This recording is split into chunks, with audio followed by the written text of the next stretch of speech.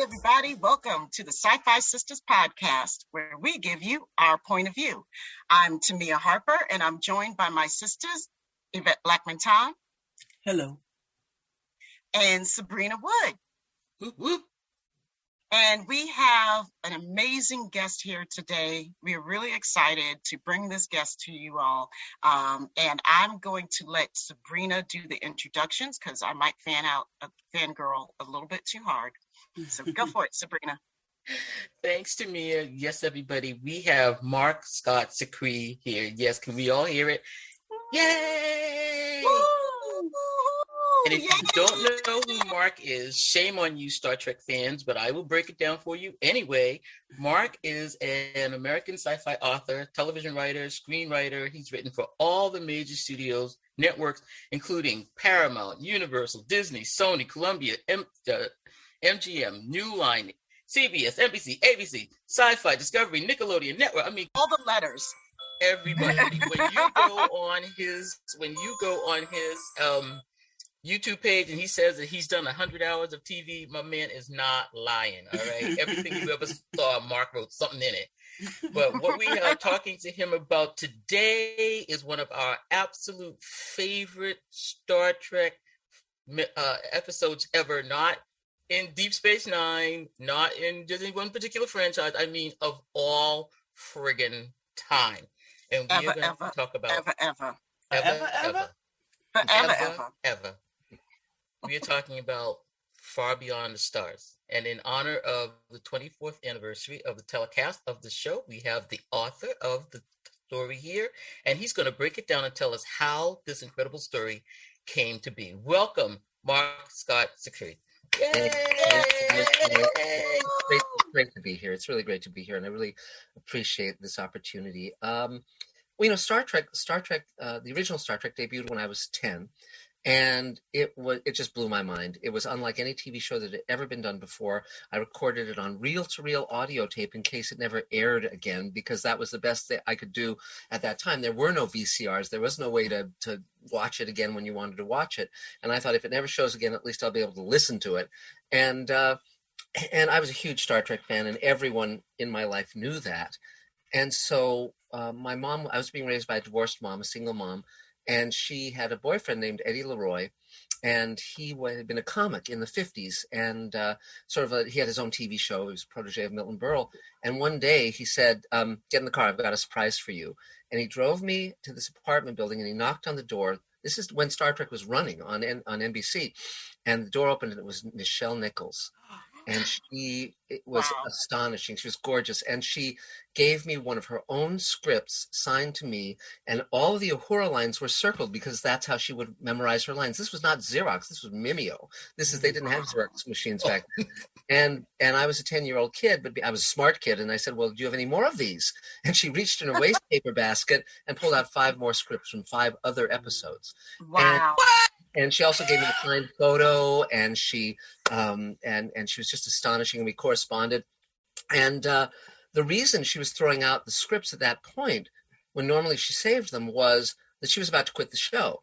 And of course, we all know the story where Martin Luther King said, no, you must not quit Star Trek because it is the one black role, one African-American role on television that isn't a servant, isn't, subordinate. She's a dominant, she's powerful, she's her own woman, she's part of this crew, she's an equal.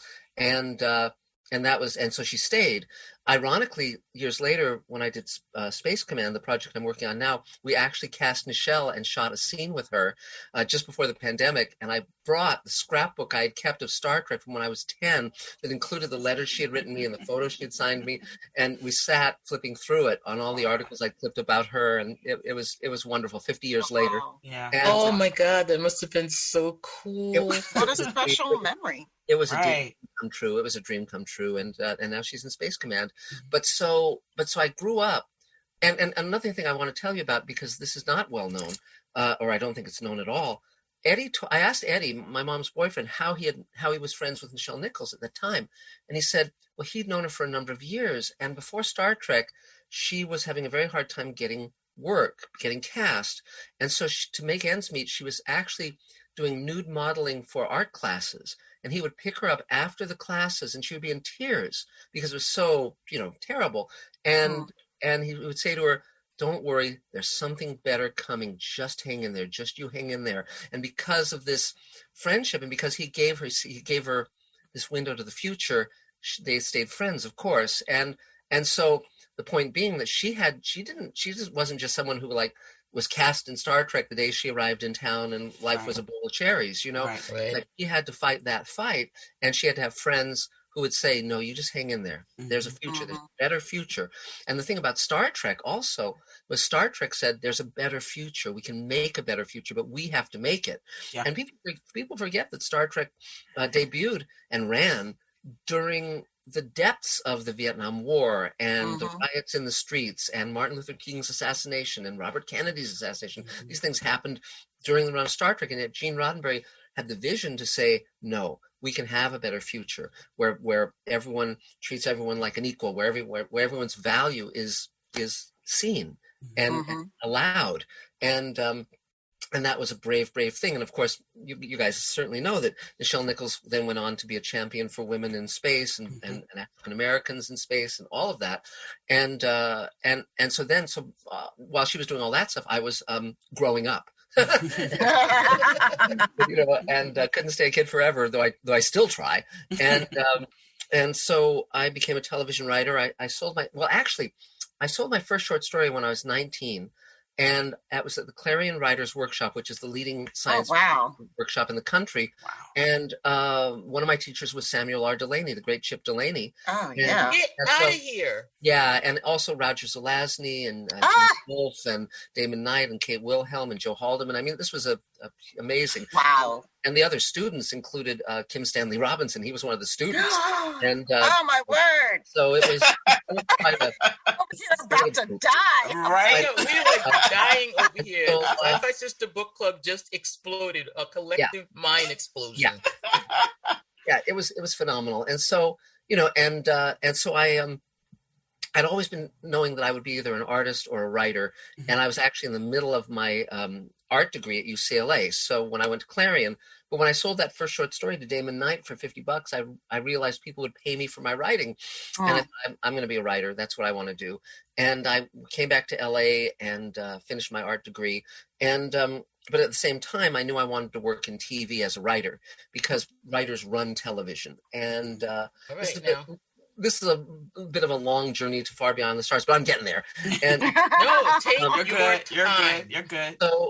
So I started writing right out of college. I started writing a book called The Twilight Zone Companion, so I could learn how to make great television. Because the three shows that made me want to be a writer were Twilight Zone, Outer Limits, and Star Trek, the original versions of those three shows. And Rod Serling, of course, was another great champion of an optimistic future, of a hopeful future. And it's interesting because he wrote one great episode of The Twilight Zone called The Big Tall Wish that starred Ivan Dixon.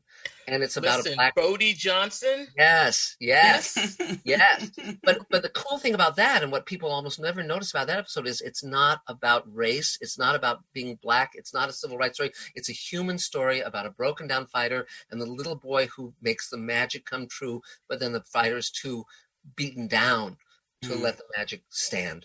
And he can't believe, and it's a heartbreaking story, but it has a lead black cast. It's got Stephen Carey as the little boy. It's got a black mother and Ivan Dixon before Hogan's Heroes. I mean, this was terrific, So I was raised with that vision of possibility, and so that was very much in my mind and in my heart. And so I wrote The Twilight Zone Companion to learn about TV. So I started that book when I was, I think, 21 years old or so. And by the time I was 22 or 23, I was writing for television. So I started in animation, Smurfs, He-Man, Super Friends, Real Ghostbusters, all these fun shows, and learned my craft. And then jumped over to live action when I developed Captain Power and the Soldiers of the Future as a show. And by then, I was in live action, so I was story editing Friday the 13th, the series, and writing for a lot of different shows. And that's when Star Trek The Next Generation came out, right? And that was a great opportunity. And when I was story editing Friday the 13th, the series, I was on the Paramount lot.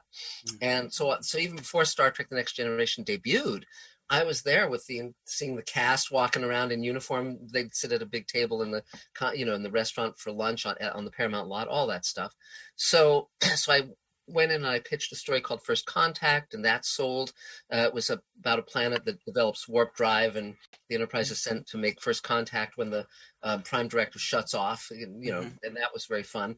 But DS9 came about, of course, and I became friends with Armin Shimmerman, and he was a dear soul. He still is. We're still friends, and he's in Space Command, in fact. And Armin Shimmerman played Quark, and I went in to pitch to DS9, and I knew I wanted to do something just with First Contact, which opened up Star Trek in a way. It had told a story that hadn't been told within the Star Trek universe, but didn't violate the Star Trek universe. In other words, I was aware of everything they'd done, but wanted to kind of pry it open a little bit and expand the envelope. So when I was a kid, I noticed that all the Star Trek, Outer Limits, Twilight Zone, a lot of the writers were writing for those all of those shows, and they were also writing the books I was reading and the short stories I was reading. So it was Theodore Sturgeon, Harlan Ellison, Ray Bradbury, on, and Dorothy Fontana, of course. And so I started, as soon as I was a teenager, I started going to science fiction conventions and meeting those writers, and they became friends and mentors. And Ted Sturgeon, when I met him when I was a teenager, he was this giant of science fiction. I mean, he would go to science fiction conventions. It would be like God had appeared, and yet he was living this impoverished life. He was living in Silver Lake, which is the time was sort of a poverty-stricken part of LA, and he wasn't even living in an apartment. He was living in a converted laundry room, and the doorway was so low, it was like a Morlock doorway, that I hit my head on the lintel one time, and it was like, but there inside his little mini living space was like the Hugo and the Nebula, and I thought, Jesus, all these people who wrote science fiction back in the 50s for a penny a word, for 5 cents a word, for Astounding and Galaxy and all these great magazines, you wouldn't have Star Trek or Star Wars or any of that if not for these guys who wrote for the love of it, who weren't famous, who weren't known, but who basically created this future that we were now living in, the space, and with landing on the moon and all of this. None of this would have been possible except for these people of vision. And so I initially pitched a story where it was originally going to be Jake Sisko, Ben's son. He was an aspiring writer, but he was going to be. It was back in the 50s. They were all science fiction writers, and you would get to see the actors without the prosthetics, so you could see them. And it was going to be dealing with why science fiction is important. Why is it not just escapist crap, right? Because it tells a future story. And Harlan, I'd listened to a tape that Harlan Ellison had done, reminiscing about writing for the pulps. And one thing he mentioned was that back then, because you were being paid so little, you would have to really hustle to get assignments. And he said on a certain day, that would be the day that the cover paintings would be delivered to the magazines, and often they would commission the cover painting before they had a story and then you would write the story to match the cover. Wow. And he mentioned that the one that he had a hell of a time with was it was a woman sunbathing on the top of a New York apartment building, and there was a giant praying mantis looking over the lip of the building at her. And he had to talk to the editor about this as though it was the greatest illustration, the greatest painting, the greatest story in the universe, and to get the gig. And he did. And I actually have a copy of that issue. But that started my head turning in terms of the notion of, a cover with Deep Space Nine that would then, our guy would have to write, is the issue of what Star Trek did, which is telling the truth. Because do you tell the lie or do you tell the truth? And I pitched it to Hans Beimler, who had been my boss on another show, and Hans really liked it. And he said, let me see if I can sell this. And a year went by, and it was, and one day I was a producer on Sliders at that point, writing episodes, etc., at Universal in my office, and I get a call, and it's Hans, and he says, good news, Mark, you've just sold, Far Beyond the Stars. And I said, oh, great timing, Hans, because I was on Sliders. I was writing 2 episodes back to back. And But the only time we would have to get together was during my lunch break. I drove over the hill from Universal to Paramount, and there was a restaurant next to Paramount called Nickadel's, and it's no longer there. And I met for lunch with the entire writing team of DS9. So it was Ron Moore and Brian Fuller and Ira Bear and Hans Beimler and Richard Manning and on and on. I mean, it's just an amazing, amazing group of writers. And we started batting the story around. And Ira had figured out he said, let's do it about race. And the moment he said that, I thought, that's great. That's great. He said, we love the Twilight Zone. We want to do it like a Twilight Zone episode. So it's just sort of like this vision the prophets are giving him. We don't have to explain it more than that. Right. It's going to be, but basically we're going to have it be Ben, not his kid. Ben's going to go back. Ben Sisko is going to go back, and he's going to be a science fiction writer. And one of the ideas I had was they're science fiction writers. So although it's played by all those actors, they're not the character in the future. It's not Ben going, well, my God, I'm back in time. It's like they are these people back then, and so it's that issue of when he said, am I the dreamer or the dream? You're both, and so we started batting the story around, and I realized that Ira was a great showrunner because he took the dangerous choice, because we all knew this was going to be one of the great landmark episodes of Star Trek. We also knew it was going to be extremely difficult to get the studio to say yes, because it was so controversial. Because but we all were very excited, and so we nailed down the basics of the story at that lunch, and Ira said, and Ira over that lunch was even thinking strategically about, we'll have Avery direct it as well as star in it, because that will also help push it through the studio hierarchy, because he's the star of our show, but it was also, we all approved because it was a great idea, of course. And so then that weekend I outlined the episode, and I called Harlan Ellison and asked questions about that era. I said, were there any Black science fiction writers writing under a white pseudonym? And he said, no, but there was a mainstream writer who was doing that.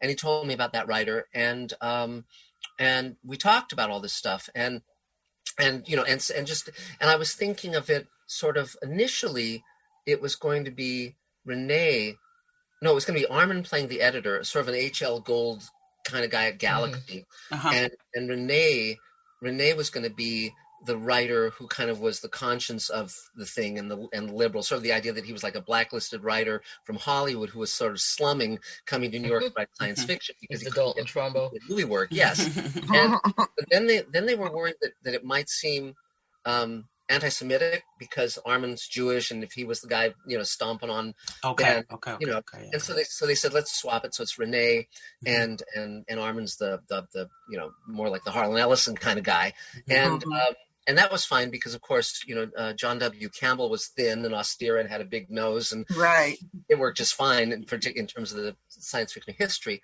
And everyone was just so into it. Everyone loved the idea, and it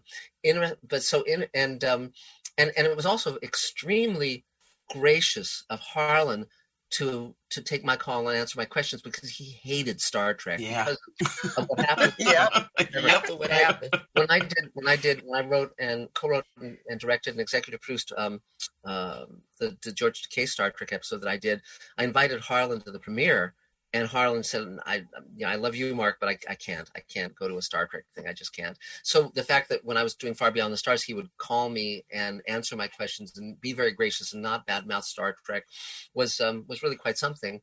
And so I wrote the outline, and they were fast tracking it because they knew this was going to be a great episode. They were going to put a ton of money into it. And it was really going to be their flagship episode, and so they wanted to roll camera on it within a matter of weeks. And Ira was very, because it was sweeps weeks. That's when they determine the advertising on shows. So you want to get a good rating. You knew this would get a good rating. So I did the outline. The outline came out great. The only major difference in my outline from the episode was, instead of having Worf be a baseball player, I had him be a boxer. And I Back had to the Twilight Zone.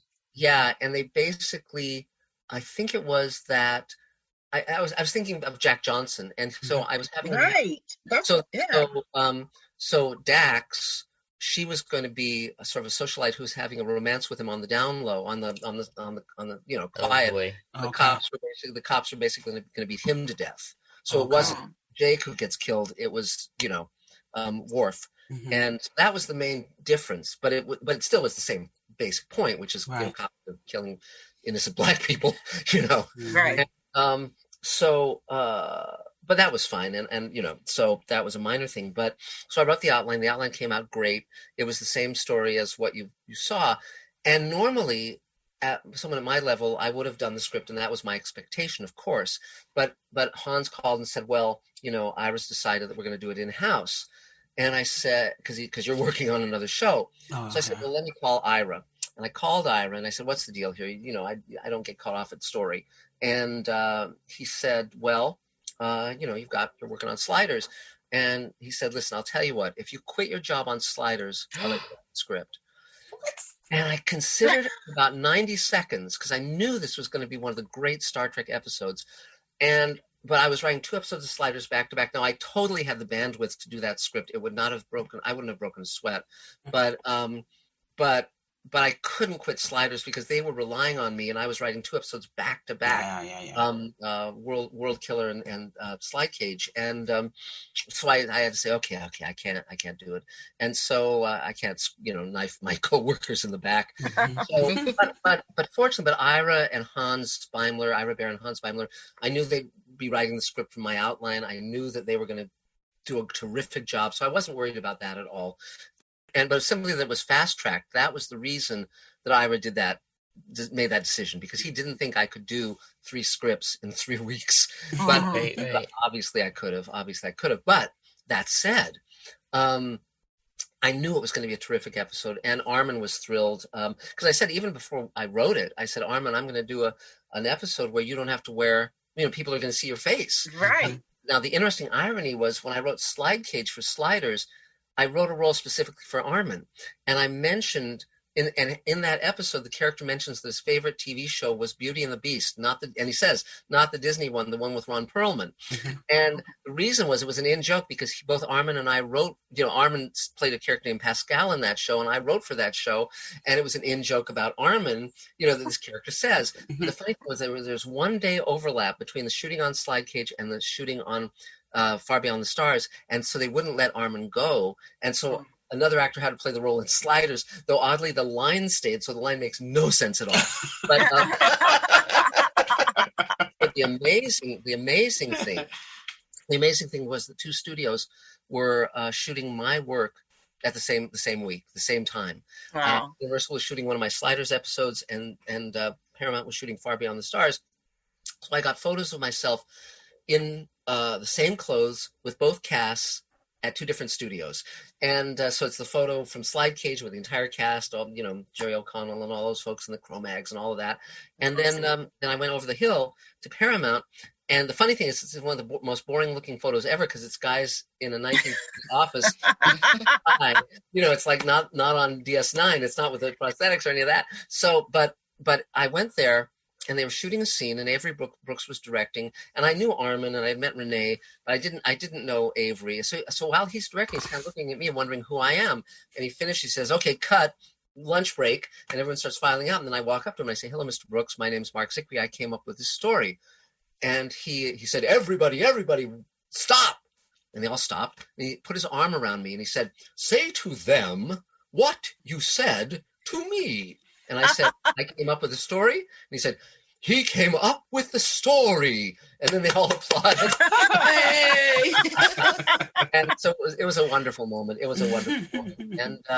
the episode came out, and it was breathtaking. It was unlike any Star Trek episode before or since. And it was incredible. I actually had lunch a little while later with Brock Peters, who played, his father, and the picture. And again, there was that amazing moment where they're in the ambulance and there's the stars, am I the dreamer or the dream? You're both. And it was the issue of, it was a profoundly truthful issue about race relations, because it had the I mean, think of it. A major American studio says cops are racist and they kill Black people. Right. There's no, oh, well, maybe there's two sides to this story. No, there was no equivocation. It was just there. And we're talking, like I should say, 24 years ago. So that's, so it's a phenomenal, but it's also the other truth of why does science fiction matter? And science fiction matters because we can present a better future, and in presenting it, the possibility is created, and then it leads us somewhere. And I always talk about Martin Luther King when he gave the speech about I see the sons of slaves and the children of slaves and the children of slave owners sitting together at the table of peace and blah blah blah. He's telling a science fiction story because he's describing a future that does not yet exist, but in describing it, he's helping to create it. It's a science fiction story, just like Far Beyond the Stars is a science fiction story. It's why we do this. We, the ones who do it right, like Harlan, like Ted Sturgeon, like Chip Delaney, we are coming. Yeah, yes. And Octavia Butler, another friend. Yeah. I met Octavia when she was in the writing class that Ted Sturgeon taught, where I first met Ted, and when I was a teenager. But yeah, please do tell, because she's a personal goddess. She was amazing. Yes. And so I kept in touch with her. She died far too young, of course. Far too young. But see, the great thing about being a writer is that you've written things that will outlive you. You know that you've made a mark on the world. I love television because it's millions of people, and here we are 24 years later talking about something that I came up with that has maintained its truth and its power. And the fascinating thing was, a couple of years ago, for the 20th anniversary, I think it was, before the pandemic, they at the Las Vegas Star Trek convention, they screened Far Beyond the Stars, and then they had a panel with all of us sitting and talking about it. And while they were screening it for the audience, back in the green room behind the screen, they had the episode running on the monitor there. Now, normally in the green room, actors are calling their agents and people are running in and out and nobody's paying attention to what's on the monitor. I went in and there was the entire cast of Deep Space Nine and the entire cast of Star Trek Discovery watching this episode. Wow. And you could have heard a pin drop because the Star Trek Discovery cast did not know about Far Beyond the Stars. They did not know of that episode. And that was, of course, Black Lives Matter was just, things were happening in the real world. And it was like, holy cow, this is more relevant now, sadly, tragically, unfortunately, than it was back then.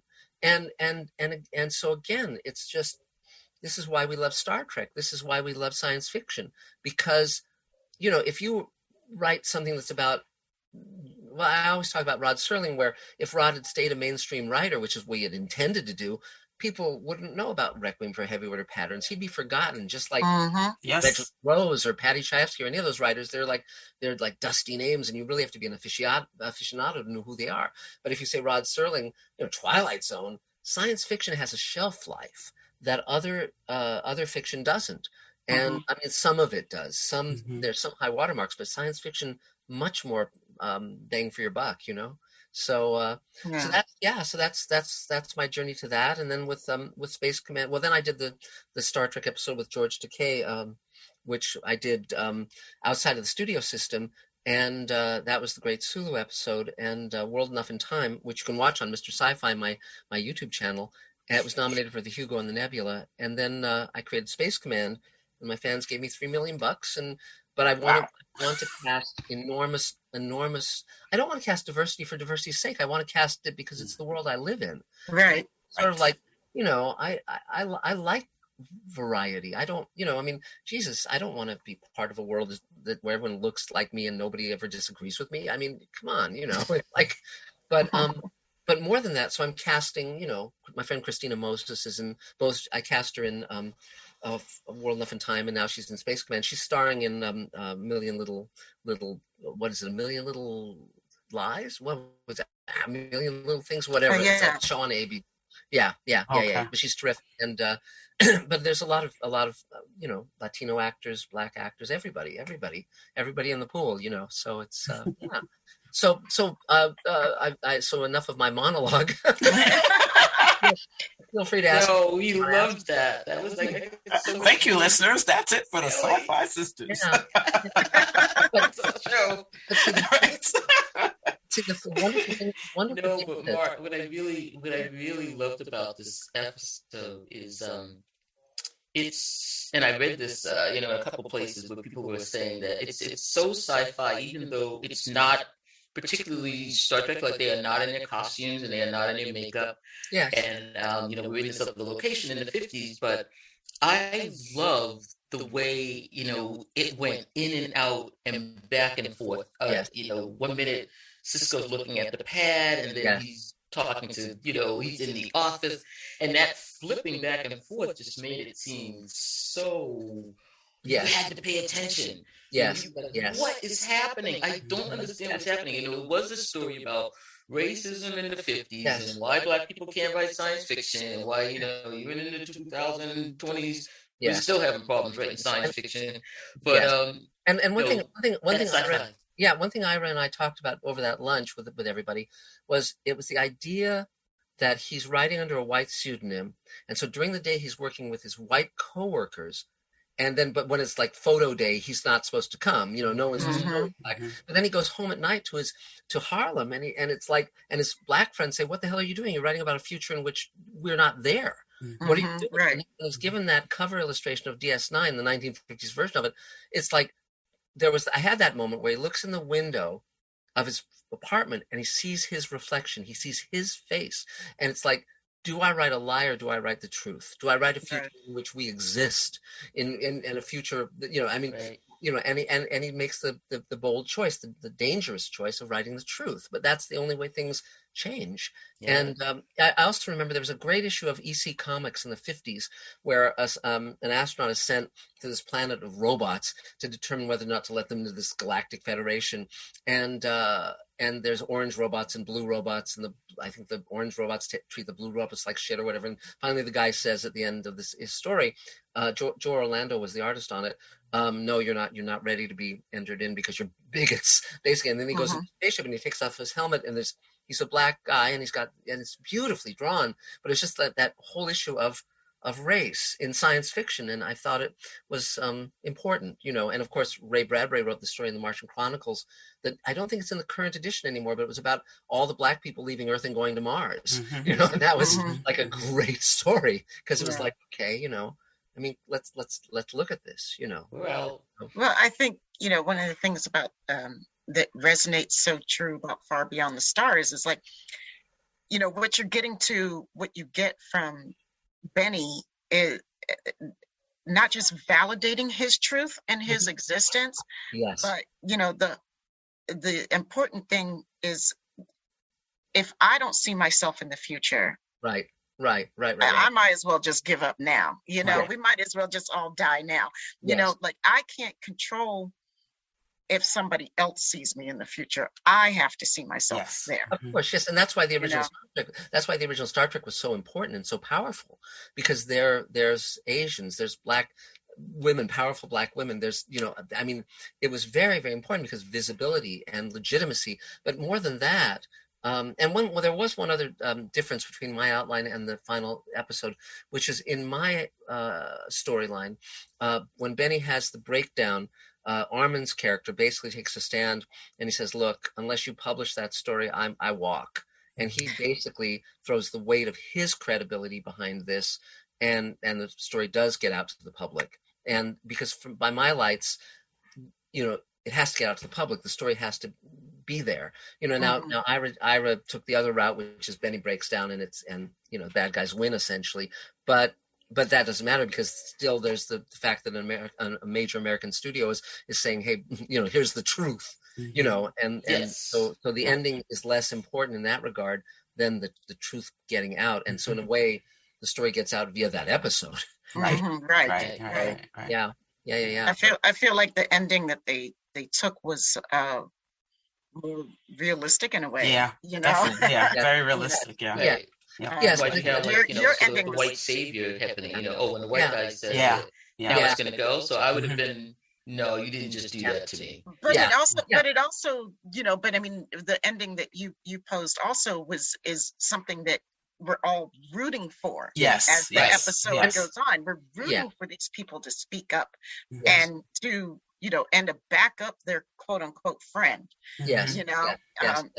I think either ending is legitimate. I mean, because again, it all boils down to individual courage. Either, I mean, and one of the things that's about Star Trek that's so great is, I mean, the original Star Trek and all of the good Star Trek since, is that they're a family. They're there for each other. It's not about individual benefit. It's about, we're all in this together and we all, take care of each other. It's like that, and selflessness, and that's so important. And but I can certainly I see the ending that Ira put on it as valid as well. Because sometimes we win and sometimes we don't. But the episode won.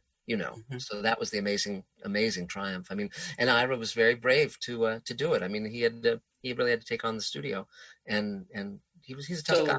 He's a tough guy. So Ira's idea of making Avery the director really was to get over that obstacle with the studio. Yes, well, not just that. It was also to legitimize the story. So in other words, it's a black director. It's like, it's not the he signed off on it. Yeah, exactly. And everyone agreed to that idea. Though I'll tell you one thing, because directing that episode was very difficult with Avery pulling such a heavy load as the lead. And there was one time that it really came back to bite him, which was when he has the breakdown, when he has that amazing monologue.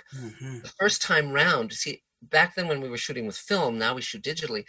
When you were shooting with film, before you did any take, you would say to the DP and the camera crew, check the gate.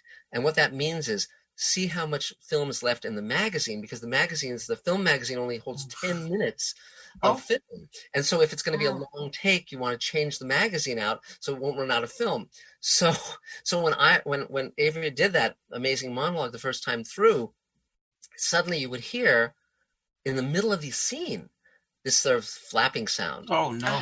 Everyone knew what that was, which was the magazine had run out of film. He had not told them to check the gate. Yeah. And so he gives it his all. He throws everything he's got into it. And then it's like, cut. And then it's like, boss, we have to go again. Wow. So, yeah. Wow. So I think that the final version of that monologue, they used what they shot of that first take, and then they cut away to someone else for a moment, just so that they put on the last. Okay. But wow. Yeah, because I was like, that couldn't have been more than one take. No, that was powerful. I think everyone just, like, the blood drained. It was like, oh no. That's how Hollywood works. You gotta pull it out from wherever you can pull it out from. You have a job to do. So. But it was terrific, and we're all of us. I mean, we knew going in that it was going to be one of the great episodes. There was no doubt.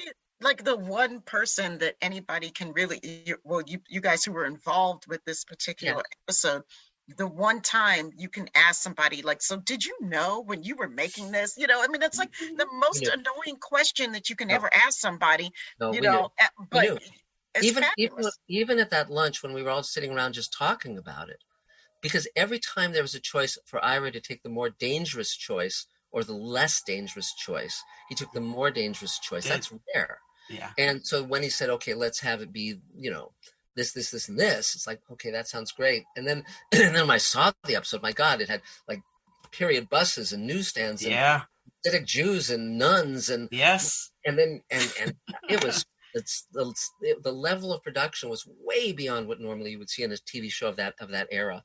And they really, I mean, everyone knew it was going to be a jewel. Everyone knew. And, and so that was, and also the more references we had, not just to the world of 1950 science fiction, because I put a ton of that stuff in there, but also, and because we all were thinking, okay, this writer is Isaac Asimov, the robot stories. We were thinking about who they would have been. And, but also we were thinking about, Avery was also bringing the jazz influences and a lot of that stuff, and wearing that period, that hat that he wears. The kufi. So the more that it was, the more authenticity we could get into, and the more that we could bring that stuff. So every department, and Mike Akuda and the art team, of course, had a great time doing those fake science fiction covers.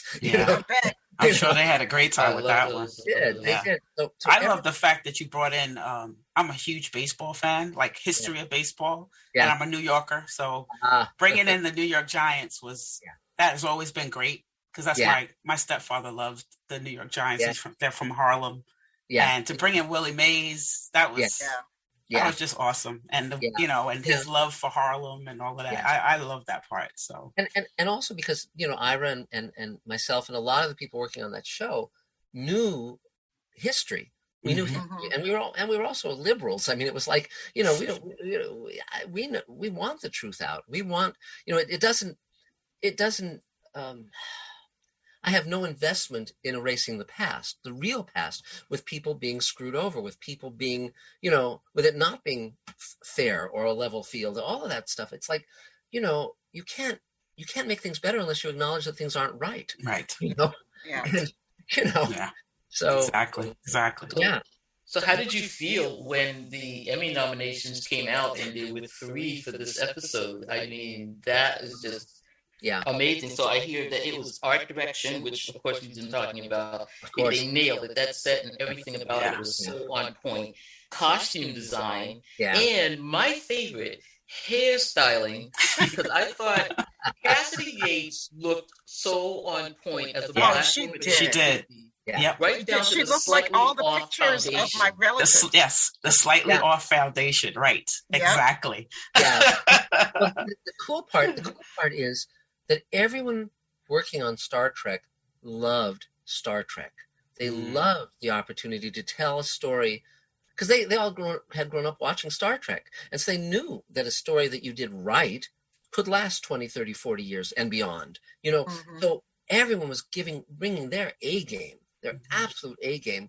They were not, nobody was just saying, well, it's just a job and I'm just going to punch the clock. No, everyone, art department, makeup, everything. They were saying, oh, this is, let's really make this right because this is a jewel, and it shows. I mean, it really shows. And it's just, and also it's interesting. Armin told me an interesting thing as well, because my idea, as I said, was that these were not, there's one point where Avery was directing Armin to play the science fiction writer like Quark. And Armin said, no, this character is not Quark. This is not a 1950s version of Quark. This is a different person.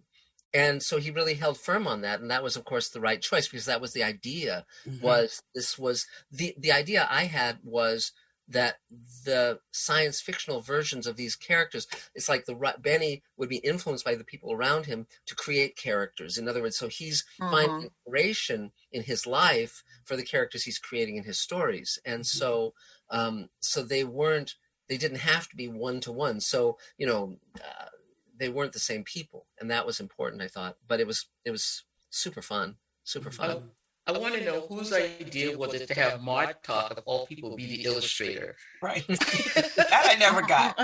He comes out with, he just looks like, he's there to fix the plumbing. Talking about Cardassians. I thought he would talk about Klingons. He's got all these great drawings. I love that scene when he comes out and he gives them all their assignments. They all start taking their assignments. It's so fun. And J.G. Hertzler, he's in Space Command as well, and he's a great guy and a wonderful actor. And all these guys. I mean, see, the other part that we really haven't talked about is what an astonishing cast the Deep Space Nine had.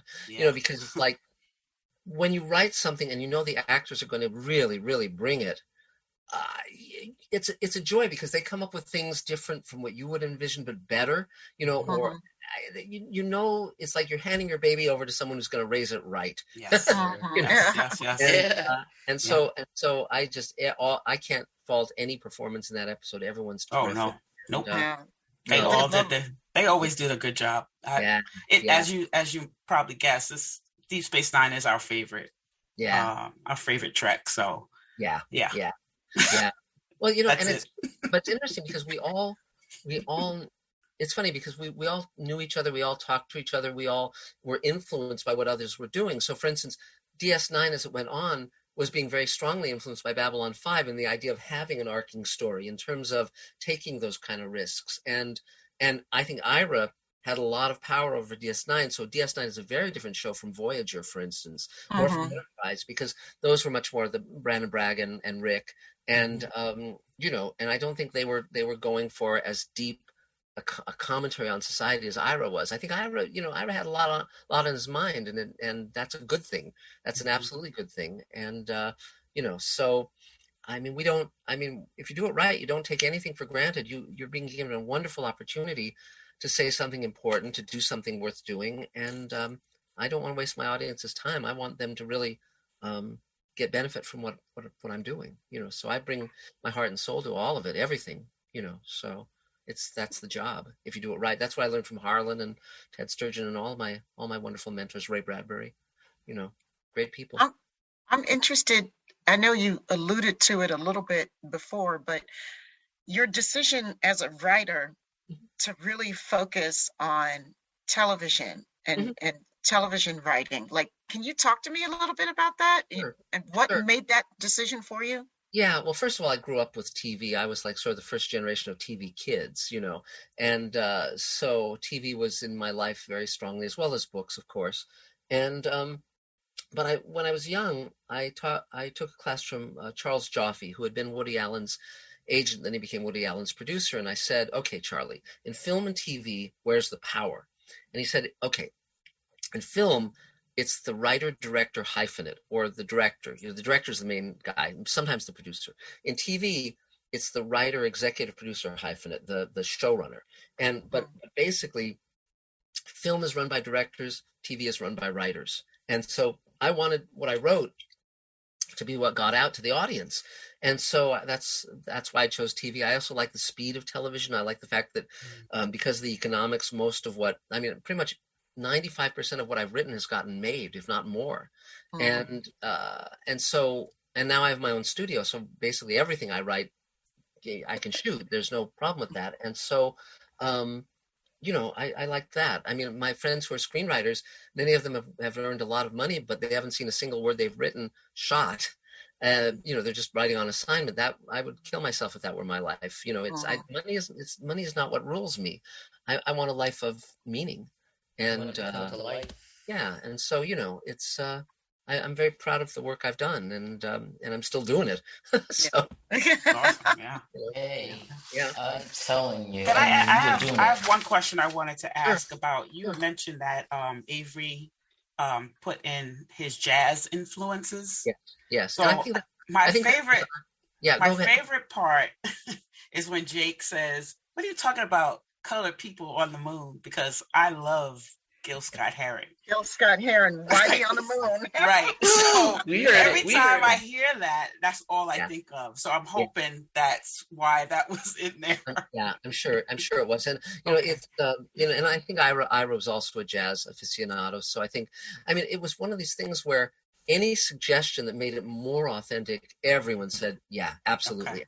Okay, yeah. And everyone was thrilled because, again, you get on that slipstream where you're just, I don't know. It's funny, when you were talking about Ben, Cisco, and Benny, where the reality kind of impinges on each other.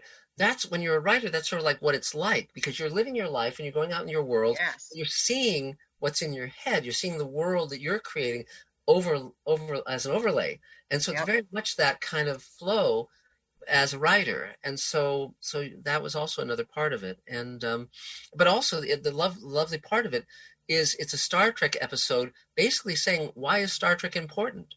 It's like basically asking that question in a way that's sort of meta almost, because it's like it's asking what the validity of its own existence is. Right. And it comes up with a great answer, which is, well, we can really affect the world. We can really, because again, if you did a story, science fiction doesn't polarize the way that political discussions tend to, where all of a sudden everyone's on their own side and nobody's listening. But science fiction, somehow it gets through to people, and it not perfectly, but it does. I've talked to conservatives who are huge science fiction fans, and one of the things that was very gratifying to me was years ago, my wife and I were invited to a convention up north in California.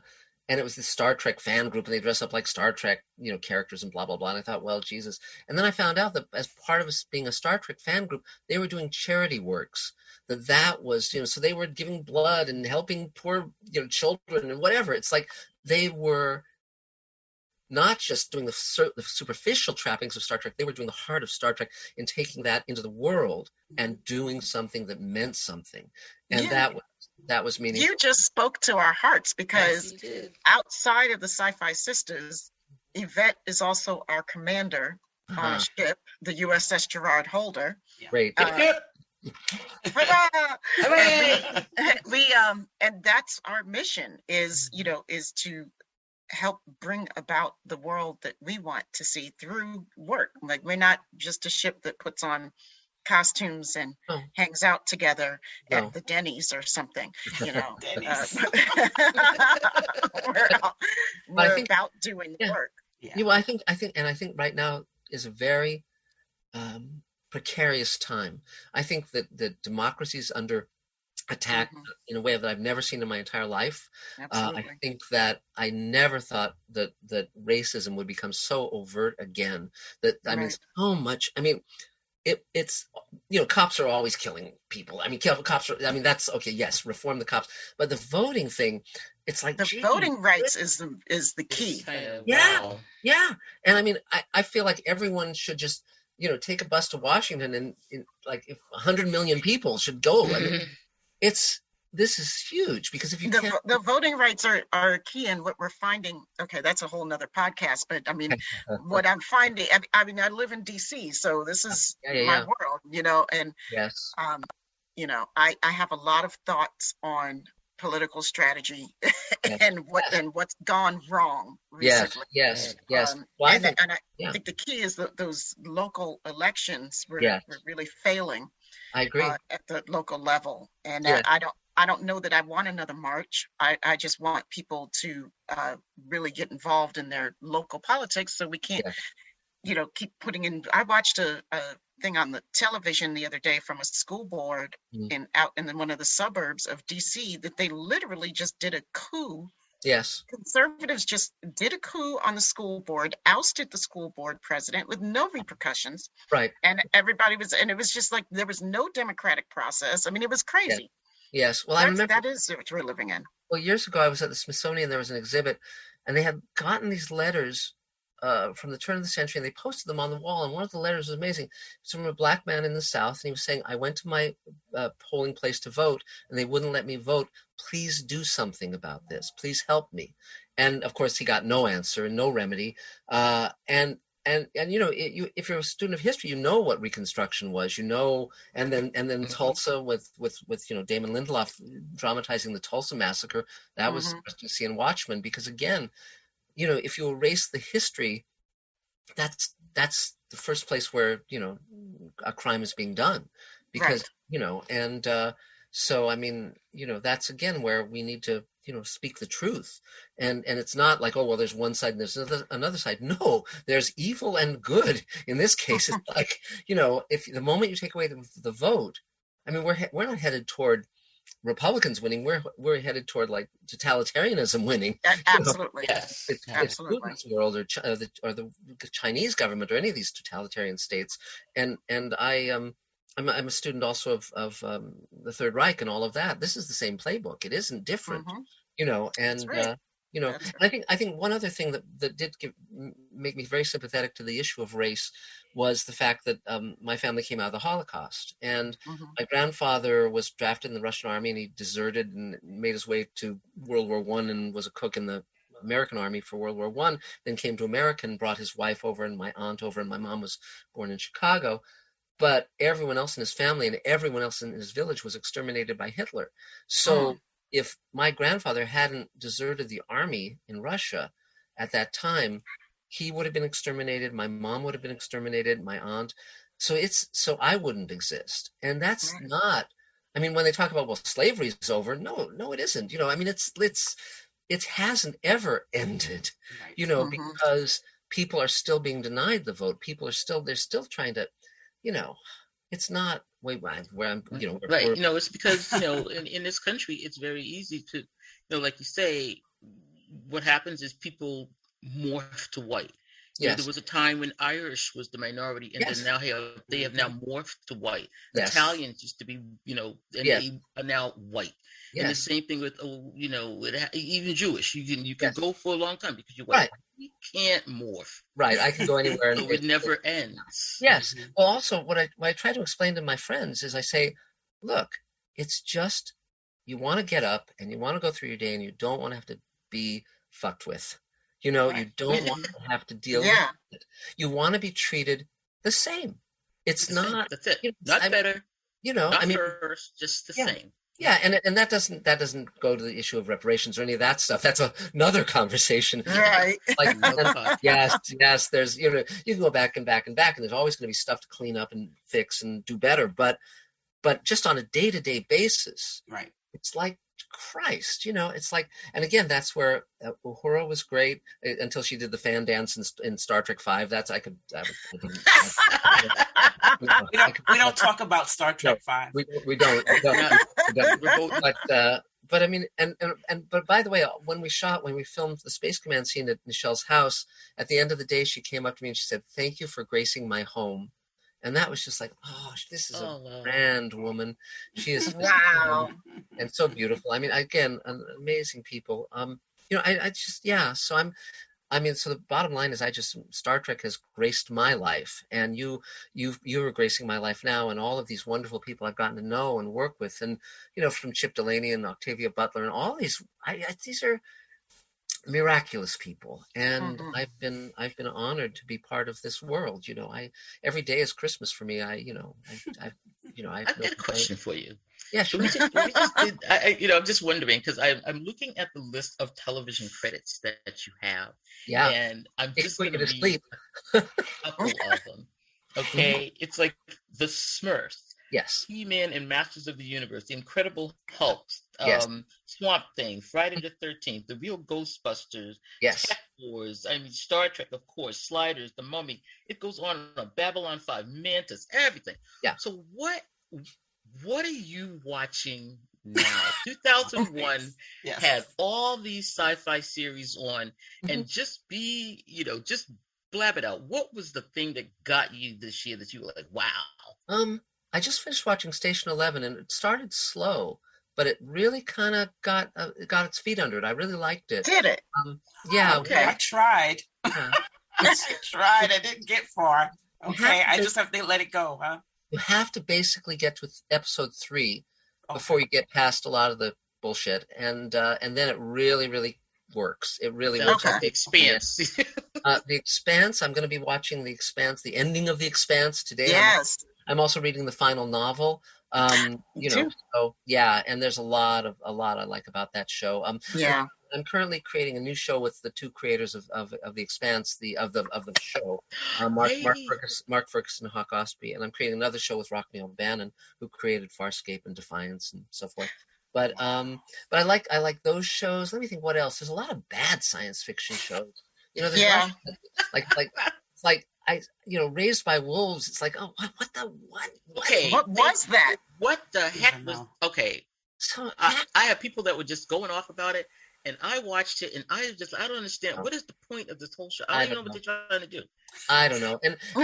And Foundation was gorgeous, but it's like I could not get into the characters. It's sort of like it looks good. It looks really good. It was gorgeous. But I tell you that we loved Roxanne Dawson. Empire was the character. That triad, and all three of those actors brought. Just really made that so riveting. Yeah. But I kept going with Foundation, like, where are we going? Like, what are we doing? What are we talking about? It felt a little aimless, and I really wanted to root for it. When Roxanne Dawson got in that director's chair, though, baby. Come on now. Yeah. I love Roxanne. She's great. It's very funny. I was at the Star Trek convention in Vegas before that, like a while ago, and she was there. And of course, I know Roxanne from our work in Star Trek, and she's terrific. And so we had talked about getting together at the convention, but then it was late at night and blah blah blah, and I thought, well, I can always have lunch with her in a week or two here in LA, because she lived in LA. So I get back to LA and I reach out to her to set out lunch, and she's moved to Lincoln, Nebraska. It's like, oh no. So I'm going to have to fly to Lincoln, Nebraska at some point and take her out for a ride. She's wonderful. She's another person I very much want to work with again, and she's wonderful. And I'm actually trying to get her to to come back to acting as well. Oh, And what about Space Command? Yeah. If you're listening. And we know you are. Mark wants you for another project, okay? And we want you to be the next director of a Star Trek movie. I just want to put that out there. Why isn't Roxanne directing the next Star Trek movie? Yes. And when she gets that deal, make sure you come tell us. But no, I mean it's really fun to be doing all this stuff, and it's very meaningful to me. And and I now have my own YouTube channel, Mr. Sci-Fi, and which is really cool. Yeah, Sci-Fi. Great. It's a lot going on that one. I was like, wow, baby, I love this. If you all haven't seen that channel, you need to go on and see that channel. It's so cool, and especially if you have any interest in the history of sci-fi at all. Like, there's so much going on there. Like, you will find what you want. And you will learn something. Yeah. Well, also, one thing that's great, and I applaud what you guys are doing, is that when I was a kid, there were 3 networks, and even when I was writing for the studios and the networks, if you wanted to create science fiction TV or whatever, you had to have millions of dollars. You had to shoot on film. You needed a studio or a network, or even in books, you needed a major publisher. And thank God now, none of that is true. You can get a YouTube channel for free. You can edit on a computer. You can shoot with your phone. You can get your voice out. You can get what you care about out into the world. And I think that's terrific. I just wrote a new book called Greenlighting Yourself, and it's going to be coming out. Buying it. Yeah, it's going to be coming in the next few months. Yeah, from Silman James, my publisher. But it's about, again, how we can make this happen, because my fans gave me $3 million to build my own studio and start shooting Space Command. Wow. And that came from me to my audience. And so our fans, if you're listening, we hope you are. The account to drop the money in is but that's why I wrote this book, to basically free people from thinking that they need the studios or the networks to wave the magic wand and make their dreams come true. We can all make our dreams come true just by, there's power in numbers, I mean, when I was a kid, one thing I didn't mention was when I was a kid, they were going to cancel Star Trek at the 2nd season. And I was a little kid with a sign picketing NBC with all the other Star Trek fans, with B. Joe Trimble. Yes. And I was you and me, Mark. And NBC got 1 million letters, and they renewed the season for a third. They renewed the show for a 3rd season. And without that 3rd season, there's no telling if Star Trek would have thrived in syndication, which is when there wouldn't have been enough episodes, right? Yeah.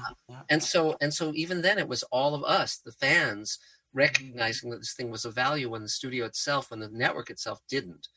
So we have power. We just have to use it. And now, we got to keep the vote. Got to keep. That's right. Yeah, that's right. That is important. Understatement, right? Yeah.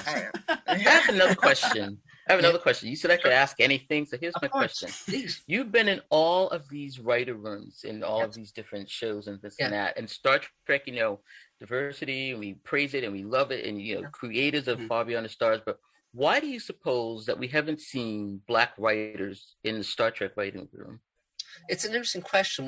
Even to discuss racism a little more, even more directly, when I started writing for live action TV shows, I would literally have to say in the script, this is a Latino nun, this is a Black, I would have to really call it.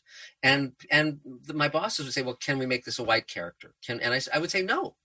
And I would draw the line. I would say no. And when my first staff job was a story editor on Friday the 13th series.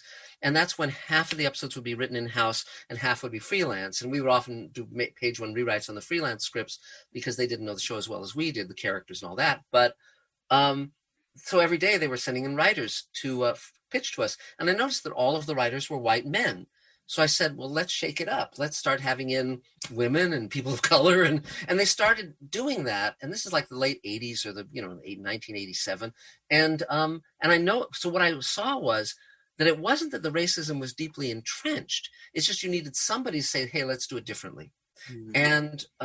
And many of the writers who came in, it was their first sale, and then they went on to have careers in TV. But you have to be extremely. It's funny, for many, many years, they would talk about diversity, but they didn't mean it. It was just lip service. Right, of course. Now, see, the color they really care about is green.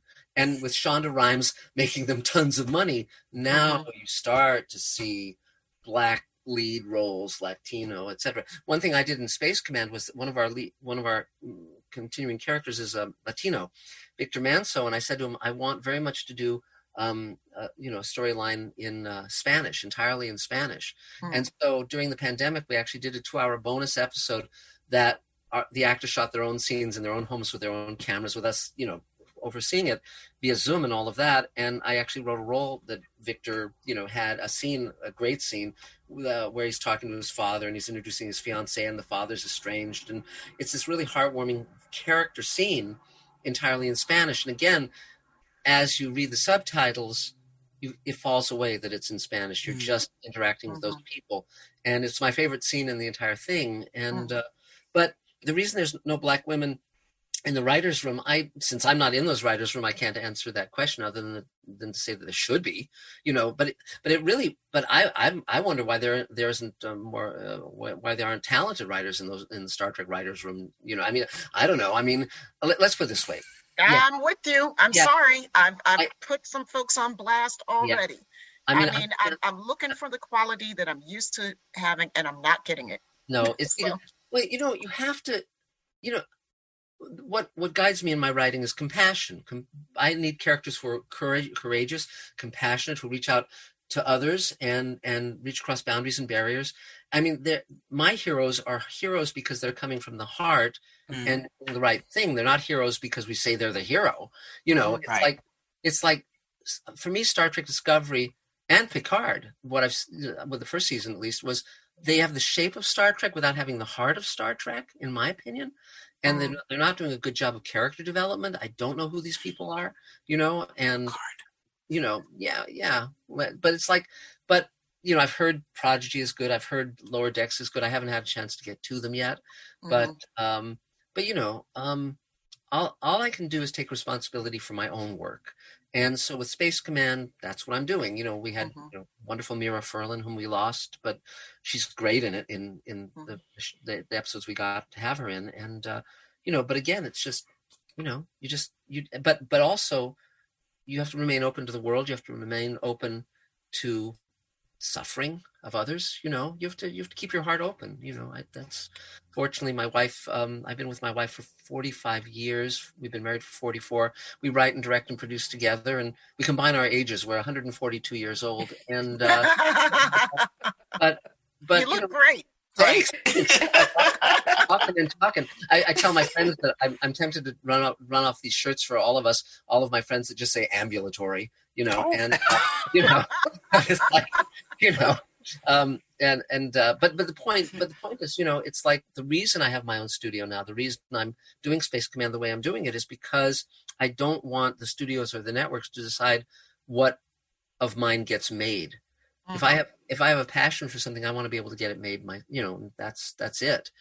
So and also these wonderful actors, like all these wonderful actors, Michelle. Everybody, you have everybody in there. I'm giving them roles that are worth doing, and not just empty bullshit. So.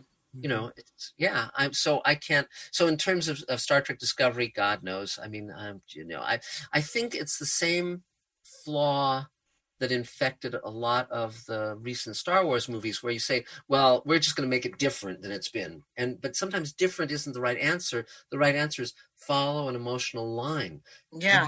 Create characters we care about and have them do, acts of of bravery and not, that doesn't mean jumping off a mountain. It means, saving someone who deserves to be saved, taking the hard choice, the selfless choice. It's all this. The characters in Star Trek prior to this were heroes. They were actual heroes. There's so many characters on Discovery. I can't figure out what the deal is. It's like, what's her name? The one from the evil universe who's supposed to be Jojo. Yeah. You have her eating, Doug Jones's race. And then yes. And somehow suddenly we're supposed to kind of like her and find her whimsical, but she's one gag over and over and over again. It's like, this is not a character. This is, I don't know, blah. But anyway, so, but yeah, we could go down that path. I feel like there's room for growth. I keep rooting. I like it. Yes. You know what I'm saying? I will watch it and I root. And of course, I'm I root Sonequa Martin Green every week. It gives these amazing performances. Like the talent on there is amazing, you know. But I look for storytelling.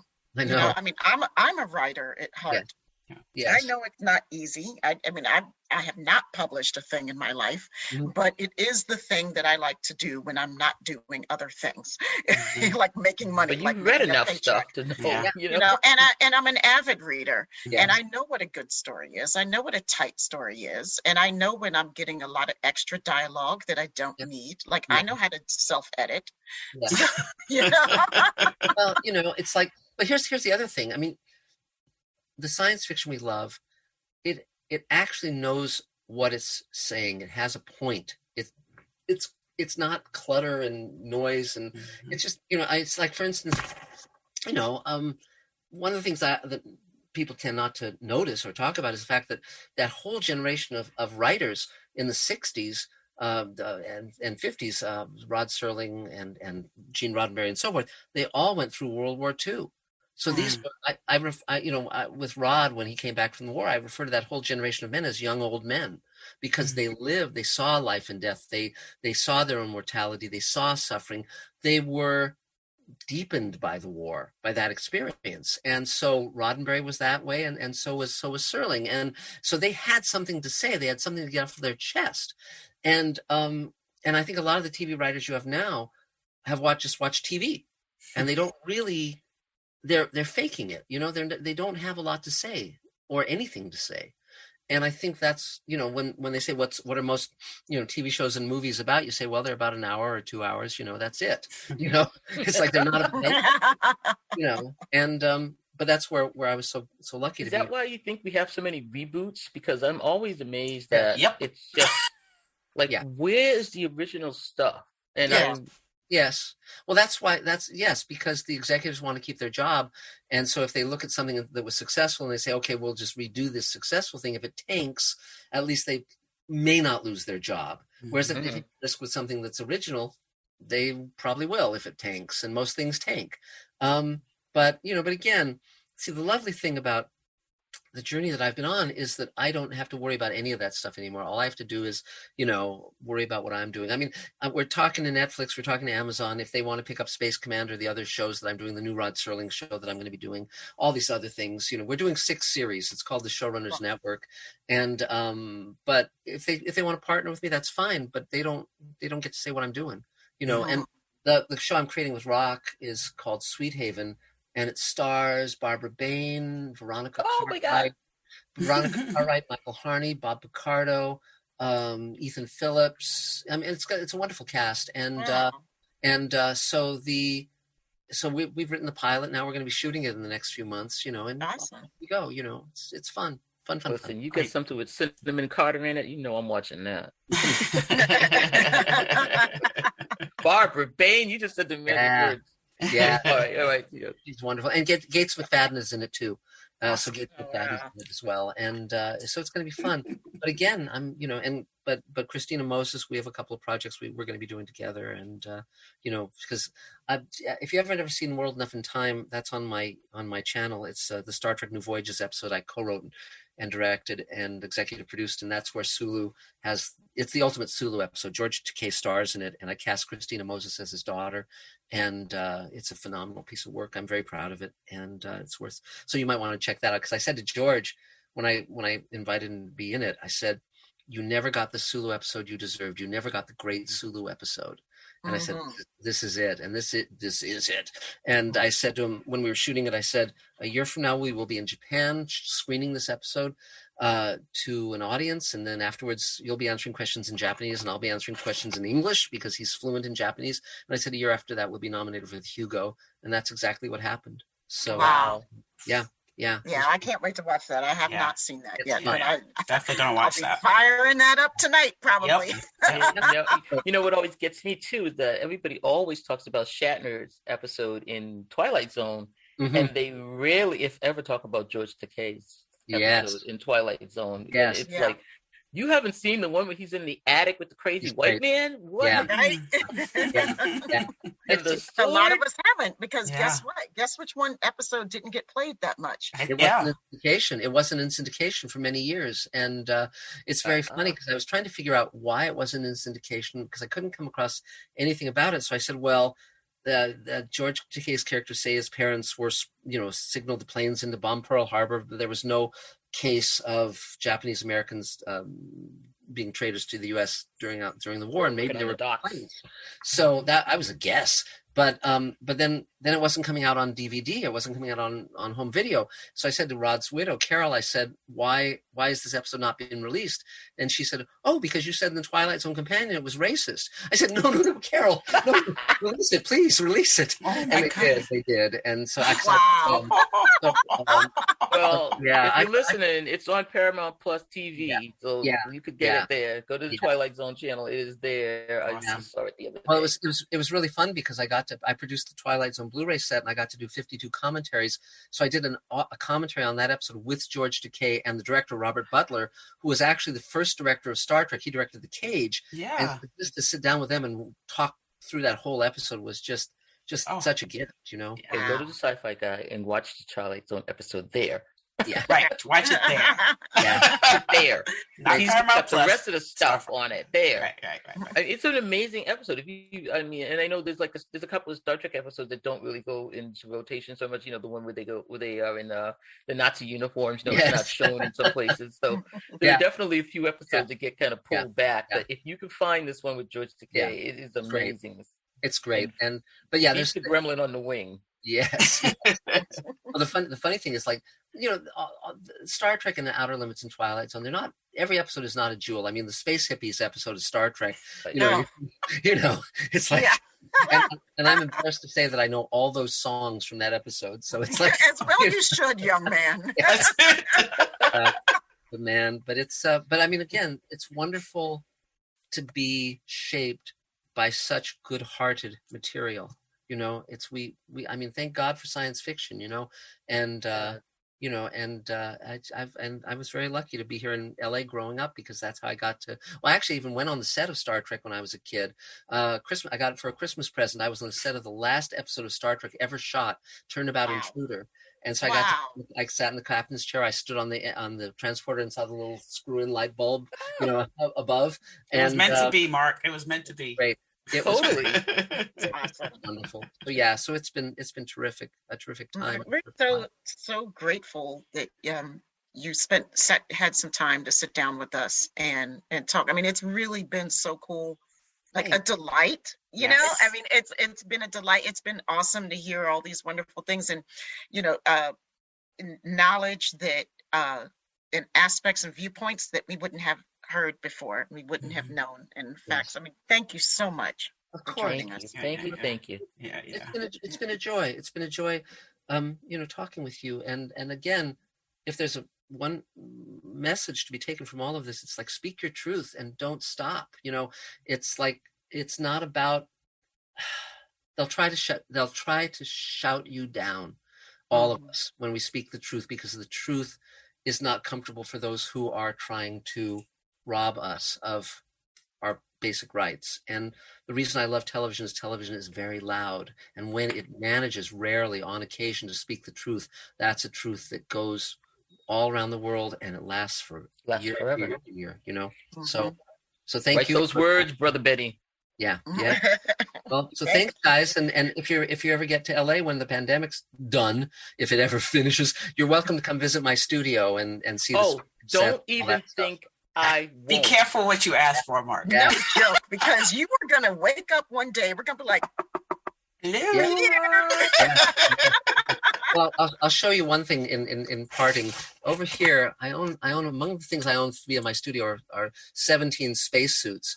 So the one, oh my God, it's the one with Spock in it is the Tholian Web spacesuit. When we shot the George Takei episode, listeners, you guys can't see this, but we're looking at something really cool. So we created the Tholian Web spacesuit. You might have to do a little. You have to clip this out so everybody gets this. Oh my God, watch the Tholian Web. Yes. Look at Spock's suit. Yeah. And you will see what we just got to see. Yes. It's silver lame. It's like a Las Vegas spacesuit. It's great. I love it. I love it. Well, thank you all. It's been wonderful having our time together. I'm happy to do it anytime. And if you're in LA, definitely come and see the alien spaceship we're building and all that stuff. Hey, Mark, you want to let people know where to find your stuff? Yes. It's the Mr. Sci-Fi, that's SCI-FI, Mr. Sci-Fi channel on YouTube. And if you forget that, just remember Marc Zicree and Twilight Zone Companion, and you can find your way via the internet to me. And Mr. Sci-Fi is free, and you can watch the first hour of Space Command there. You can watch World Enough in Time. You can watch all the stuff I'm up to. Awesome. Yvette, you want to let folks know where they can write us or get in touch with us? Sure. You can find us at sci-fisistas.com. That's SYFYSISTAS.com. Join us on the mothership. That's MUTHASHIP. And the Sci-Fi Sistas Book Club, both on Facebook. Download the Trek Geeks Network app, where you can find us and our family of podcasts on the Trek Geeks Network. On Instagram, sci-fi.sisters. And we are also on the Twitter at Sci-Fi Sisters. After listening to this podcast, please rate us and write a review. We may read it on an upcoming episode. Thank you. And also those views on Disco that I stated, those are mine alone, Tamia's. So if you have hate mail, you can send them to me.